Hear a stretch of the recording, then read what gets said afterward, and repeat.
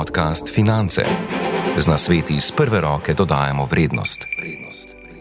Smo alpska država, ampak nismo alpska država s tako velikimi smučišči in s tako velikimi rezorti, da bi omogočali gostu, da smuča od 9 do 4, 7 dni zapored. A ne, takih smučišč pa nam nimamo, ne? Ja, jaz sem že pogovore z raznimi čarter agencijami v Dalmaciji, da bi naredili skupaj paket, 7+3. Nekdo, ki najame jadrnico za 7 dni, iz Nemčije, ki se pelje mimo Krvavca, se postavi še za 3 dni na Krvavcu, da se ohladi, če temu tako rečemo. In seveda s tem en drugemu delamo. Mi bi pa seveda prodajali njihovo jadranje tukaj na Krvavcu in naredimo en drugemu posel.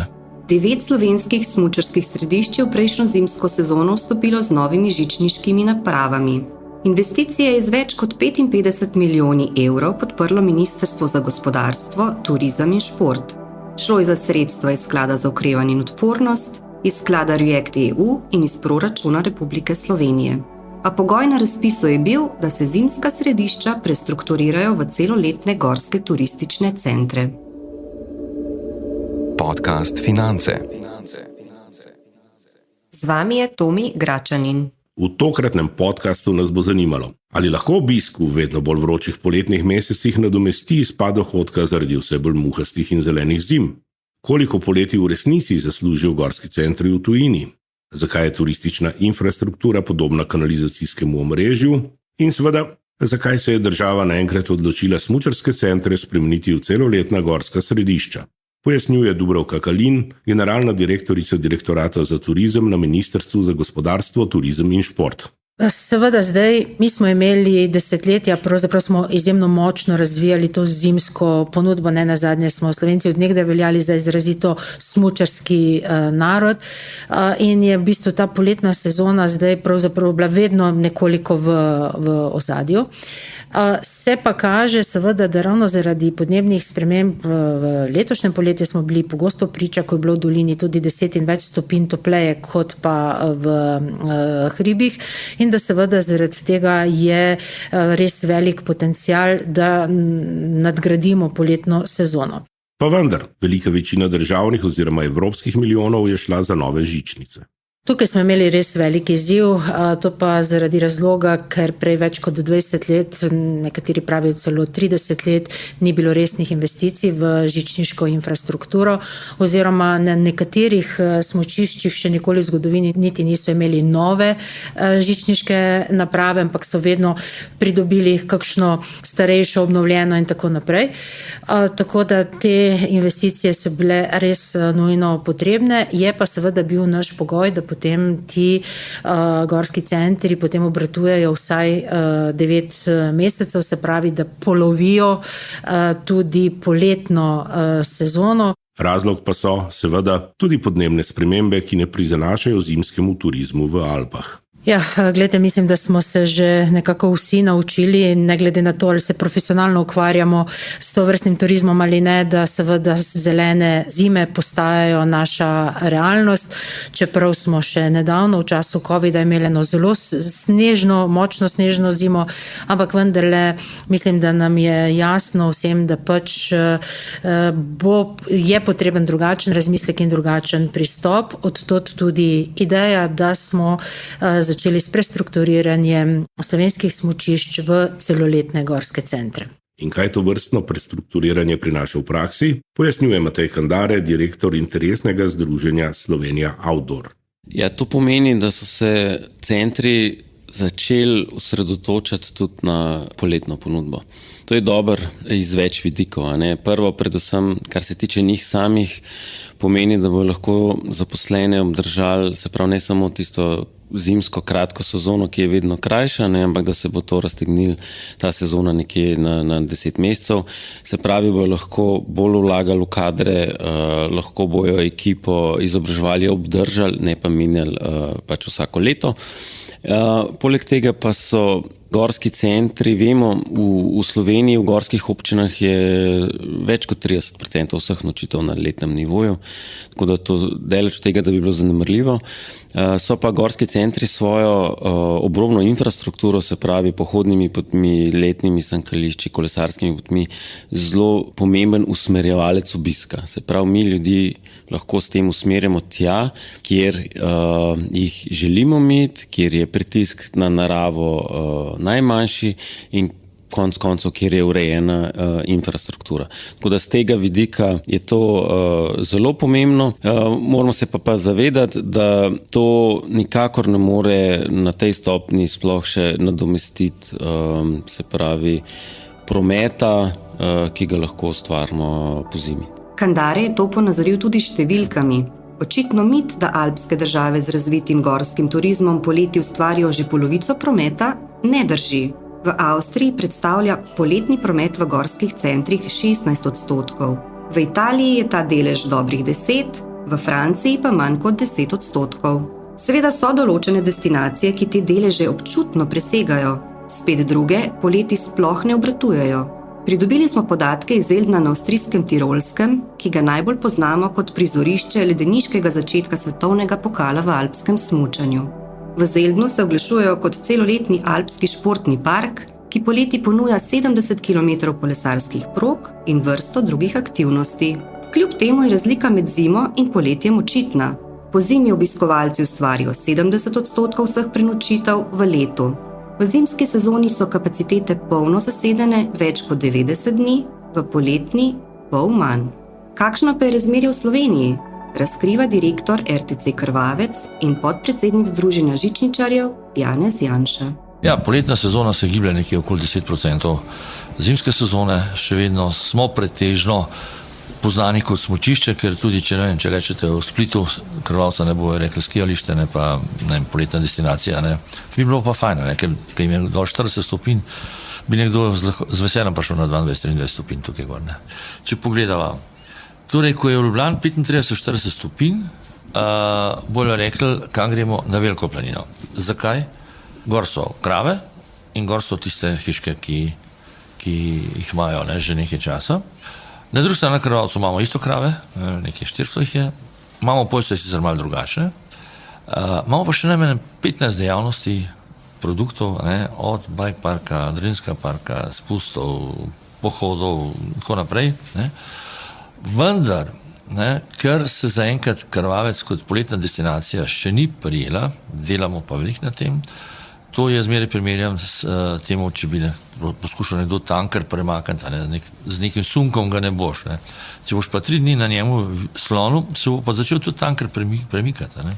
Se je pa ta turistični tanker krepko obrnil v drugo smer v vasici pod Vitrancem na skrajnem severozahodu Slovenije. Gre za rezultat dolgoletne turistične tradicije, je prepričan direktor turizma Kranjska Gora Luka Vrančič. V bistvu se sočasno v resnici razvija turizem v Kranjski Gori, tako v zimskih mesecih kot v poletnih mesecih. Že vrsto let ima turizem v naših krajih dolgo tradicijo.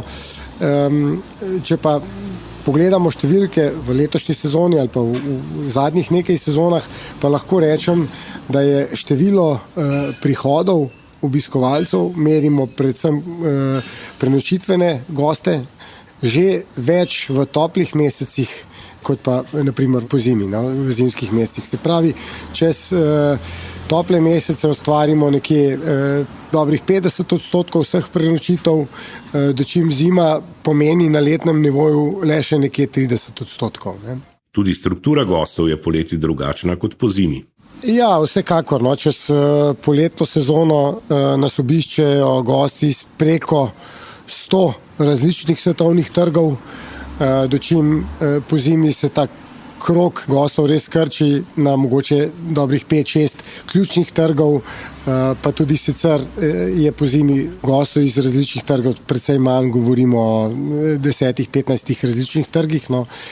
Kot sem pa prej povedal, ne, čez samo tople mesece pa prihajajo v našo dolino, v naše kraje gosti iz preko 100 različnih trgov. Še vedno pa najpomembnejši trg je Slovenija, je domač gost in obiskovalec in večdnevni gost, takoj zatem pa trgi Nemčije, Italije, bivših skupnih republik, dviguje se gost iz vzhodne Evrope, se pravi prihajajo Čehi, Madžari, dvigajo se tudi Poljaki in Slovaki, tako, no, to so nam ključni trgi. Po zimi vse več tujih gostov, stacioniranih, ne. Tukaj je spet handicap krvavca, ker apropo recimo v Kranjski Gori, ki ima 5000 postelj ali pa Rogle, ki ima 1000 in več, ne. Imamo tukaj, ne, mi kot RTC 100 postelj, pa še enih 200 jih je po hribu. In seveda zadrževati zdaj stacionarne goste je zelo težko, ne.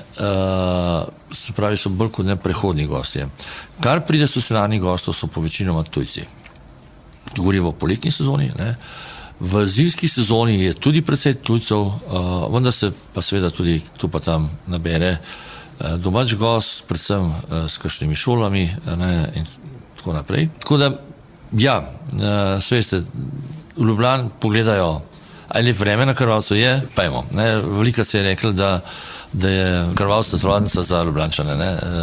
Tako da tukaj zaenkrat, dokaj ne bomo imeli nekaj več postelj, se tudi na nekih večjih sejmih, kjer bi lahko postregli, ne vem, za kapaciteto 1000-2000 postelj, se jih ne moramo udeleževati. Da pa priješ na 700 postelj, te pa ne jemljajo res. Ne. Tudi zato skušajo tujce na Krvavec poleti privabiti z izvirnimi rešitvami.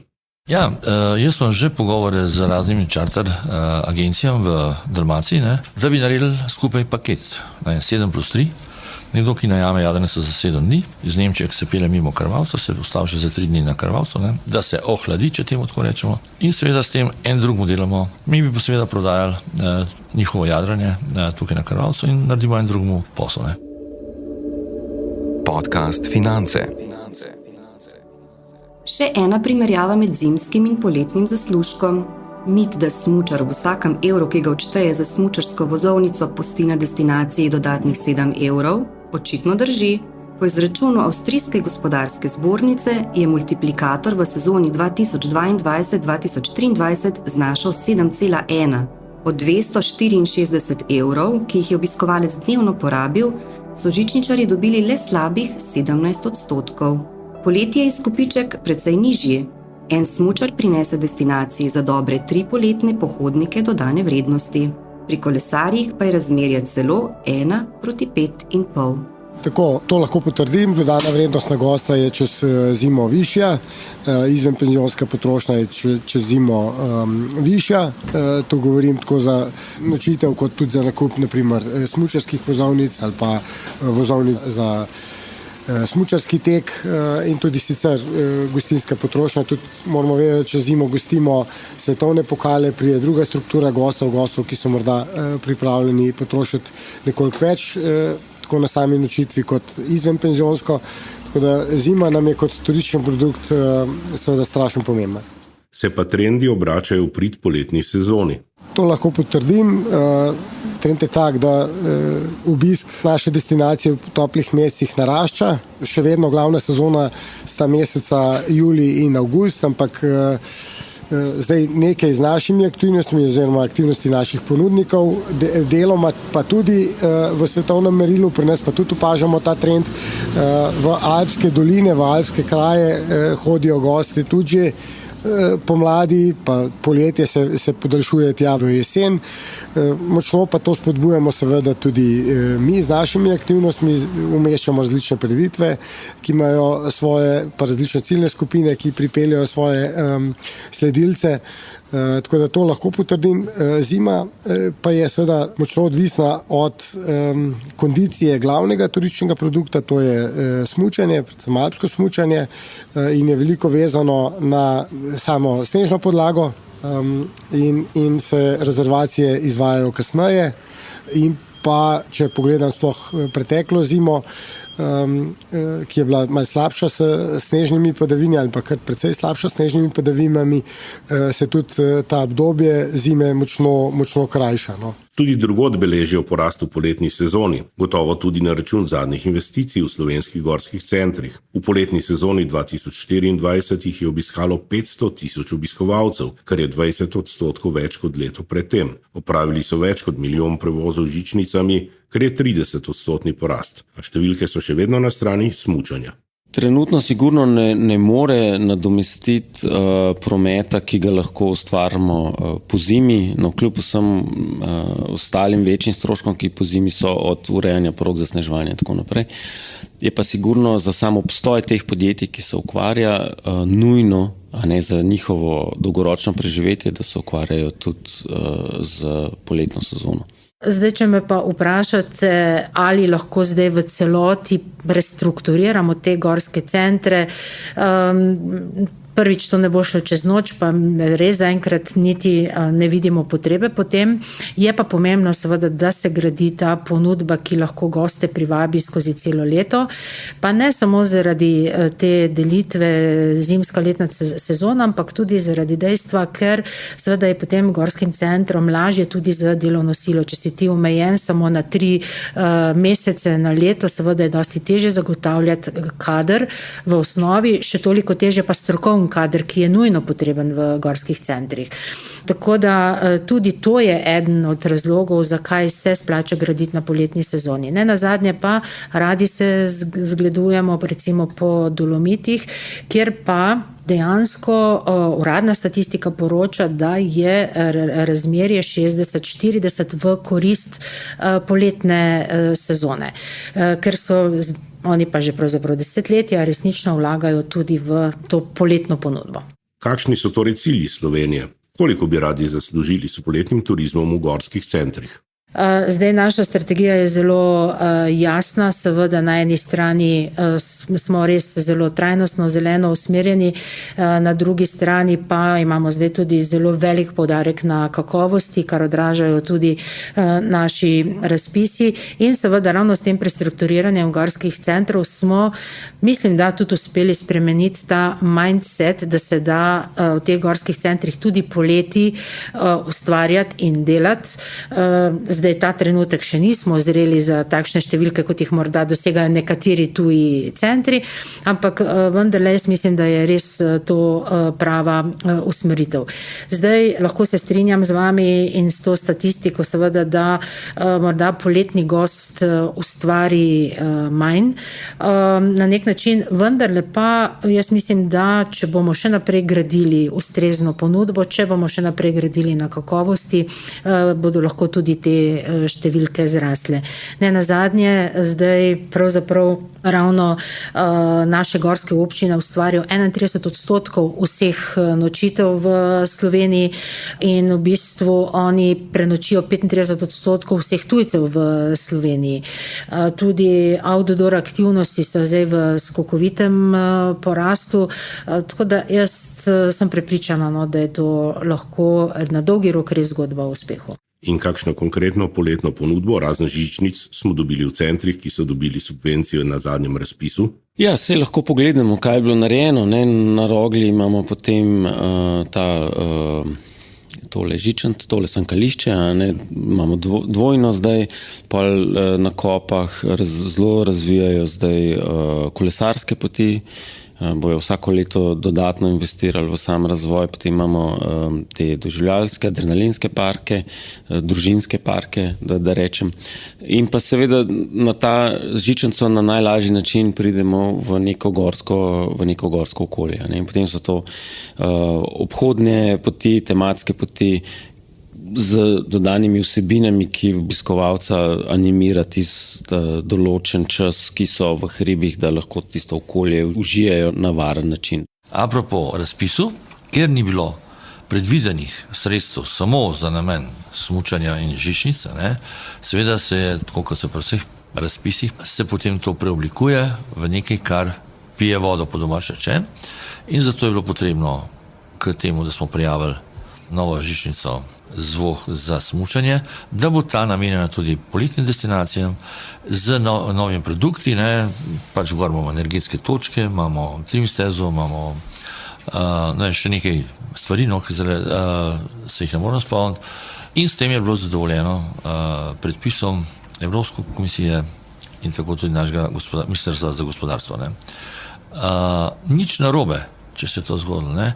To je nam tudi spodbuda upravljavcem, da razmišljamo naprej, kaj še narediti, da bi to napravo še bolj izkoristili. Ne. So pa brez načrtovanih 8 milijonov evrov evropskih sredstev ostali v Kranjski Gori. Ker žičnicam Kranjska Gora ni uspelo pravočasno pridobiti gradbenega dovoljenja za zamenjavo sedežnice Vitrans 1 s krožno kabinsko žičnico, je ministrstvo odstopilo od pogodbe za sofinanciranje projekta. Lahko ocenjujemo, predvsem po dobrih praksah tudi v Sloveniji, a ne, nekaj gondol v Sloveniji je, ki čez celo leto dobro obratuje ali pa dobro posluje, predvsem pa tudi v tujini je teh dobrih praks pa še več in verjamem, da bi tudi Kranjska Gora kot destinacija in pa tudi žičnica Kranjska Gora s tem produktom prosperirala, nedvomno. A kot rečeno, Kranjska Gora je poleti polna turistov tudi brez nove gondole. Čez poletje imamo precej več urejenih pohodnih poti, tudi kolesarske poti, obratuje bike park, tako da večinoma v naše kraje prihajajo zaradi pohodništva in pa tudi planinarjenja seveda, eno glavnih vstopnih točk do samega našega očaka Triglava, ne. Potem ta kolesarska pot, povezava je tudi zelo dobra pridobitev za samo destinacijo in razvoj kolesarskega turizma. Tu moram reči, da nam tudi slovenski športniki močno pomagajo s popularizacijo te rekreacije in ko Kranjsko Goro tudi Slovenijo obiskuje tudi vedno več kolesarjev iz tujine in to sta dva glavna produkta za poletje. Sicer pa je ta nabor aktivnosti čez poletje res širok, res bogat. Imamo tenis igrišča, imamo golf igrišče, številna otroška igrišča, tudi samo sprehod s pogledom na vse te gore, Julijcev ali Karavank. Moram reči, je tudi pomemben turističen produkt. Ima pa poletna turistična infrastruktura poleg poslovne še eno pomembno funkcijo. Prej sva se pogovarjala, sem rekel, da je, se pravi, to poletna infrastruktura, jo mi vidimo, se pravi, kolesarske pohodniške poti in še vse, kar zraven spada, je tako kot kanalizacijsko omrežje. Kanalizacijsko omrežje? Kaj to natančno pomeni? Pred omrežjem vemo, kako smo te stvari počeli, vemo, kako jih zdaj in tukaj isto. Ne? Dokler ne bomo jih imeli lepo urejenih, označenih, z uporabnimi orodji, lahko dostopnih obiskovalcem, potem bomo imeli ljudi pač povsod. Če bomo imeli pa to urejeno jih bomo, in pa z sodobnimi digitalnimi orodji, jih pa lahko tudi tja usmerjamo in bomo imeli ljudi tam, kjer imajo se prav najmanjši možen vpliv na samo okolje.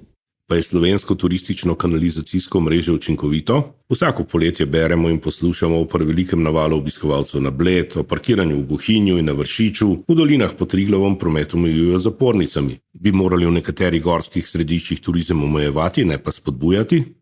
Zdaj seveda tukaj se človek vedno znajde v eni taki bivalentni situaciji. Na eni strani se vsi lokalni destinacijski menedžmenti trudijo privabiti čim več gostov, ker to je pač logika, narava turizma in turističnega menedžmenta. Na drugi strani pa seveda ni vseeno, kakšne turiste imamo, ni vseeno, koliko jih imamo in koliko seveda leti na nek način potem tudi vplivajo na življenje lokalnega prebivalstva, ki s tem turizmom mora živeti.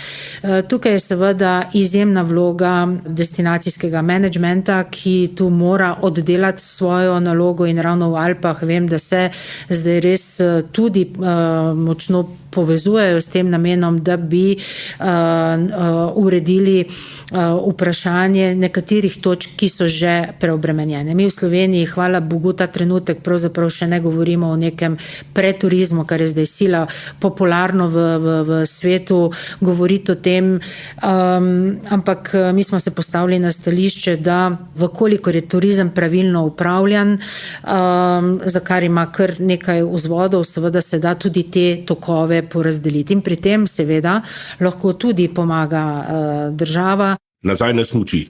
Ima v Alpah ta priljubljena rekreacija glede na segrevanje ozračja sploh še prihodnost?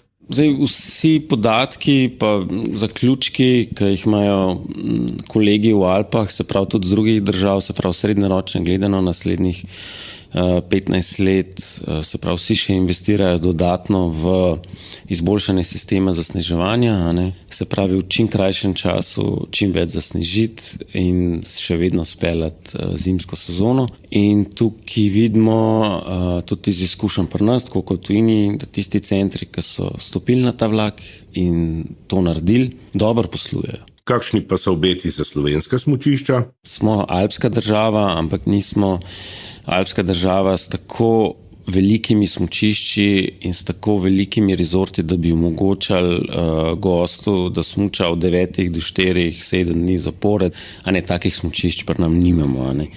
Če pa mu ponudimo, da lahko gost pri nam obišče več smučišč, da ima to možnost, da vmes obišče še glavno mesto, da je v eni uri lahko na morju in vso gastronomijo, ki Slovenija ponuja in zraven tudi zgodovinska mesta in vse to zapakiramo v neko zimsko doživetje Slovenije z dodatnimi aktivnostmi, potem je pa to, najdemo v temu bazenu potencialnih gostov sigurno dovolj gostov, da mi v Sloveniji te kapacitete, ki jih imamo, po zim lahko zapolnimo.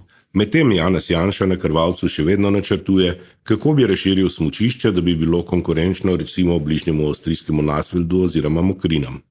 Vse ta velika smučišča v tujini so nastala iz majhnih vasic in vse to je nastalo, kar je danes, je nastalo za veliko podporo lokalnih skupnosti države. In jaz sem prepričan, da Krvavec lahko postane boljši od Nassfelda, ker imamo projekt povezovanja z Veliko planino preko hriba Kompotela, se pravi iz doline Kamniške Bistrice, točno tam, kjer je začetek gondole na Veliko planino, bi bil začetek neke naprave na Kompotelo, se pravi na to stran, in potem preko Kalškega grebena, preko Dolgih njiv, preko Korna, Košutne, iz doline Korna nazaj na Krvavec, obstoječi, preko Kriške pa po dolini Korošice nazaj v Kamniško Bistrico.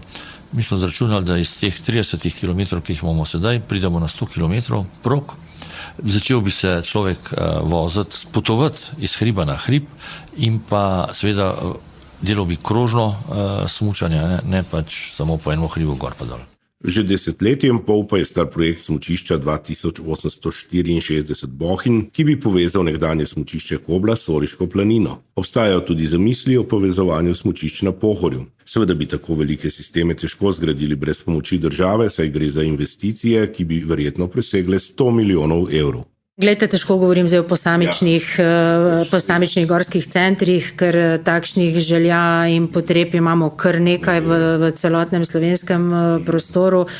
Tukaj se je pač treba zavedati, da prestrukturiranje gorskih centrov se je pravzaprav pri naši hiši peljalo na račun mehanizma REACT, ki je bil pravzaprav reakcija na obdobje COVID-a, ki je pravzaprav res izjemno prizadelo ravno področje turizma in seveda v zimskem času še posebej gorske centre, in da to so bila pravzaprav izredna finančna sredstva, ki so bila na voljo, tako da ta trenutek je težko govoriti spet o nadaljevanju tovrstnih namenskih sredstev. Torej, če prav razumem, bomo v Slovenijo zimsko turistično ponudbo še naprej vabili predvsem manj zahtevne smučarje. Ja, pravzaprav naša smučišča imajo po veliki večini, recimo temu, malo manj zahtevne proge. Seveda tudi ne razpolagamo s širnimi kilometri, kot recimo povezana smučišča v Dolomitih ali pa v Franciji, kjer govorimo o 600 km in več prog.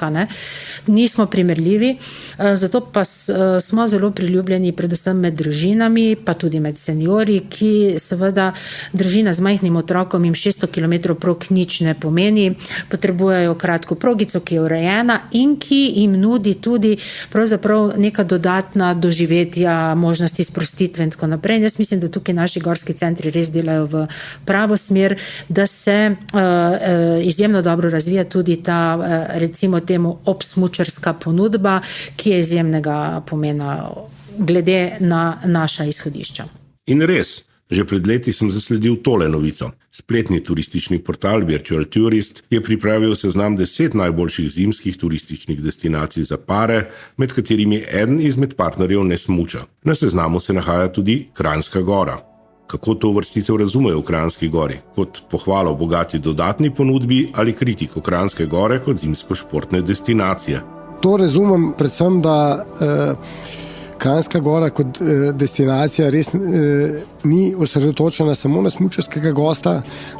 Naša glavna ciljna skupina v resnici so družine, tudi romantiki, tudi pari. Strinja se tudi Matej Kandare. Ja, Kranjska Gora je res, da rečem, edina idilična alpska vasica v Sloveniji, ki ima res vso to vrstno infrastrukturo. Se pravi, en se dejansko res lahko smuča, medtem ko gre drug na bazen, v igralnico, po trgovinah, kakorkoli, vsa infrastruktura je dejansko res tam.